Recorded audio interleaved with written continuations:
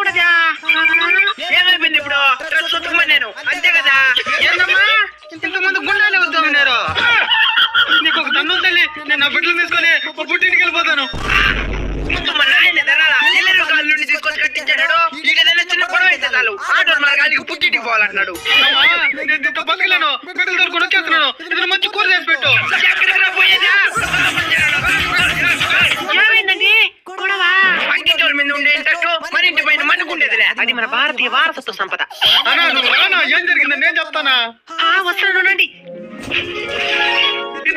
పై నుంచి కింద దాకా మొత్తం చేరలేనా? నా లింగి కన్నా విలువ వజ్రాలు దాచుకున్నట్టు కట్టర్లు లాకెట్లో దాచుకున్నా. ఇప్పుడు దాంట్లో కూడా చేతులు పట్టేస్తున్నదిరా. Ladies domination.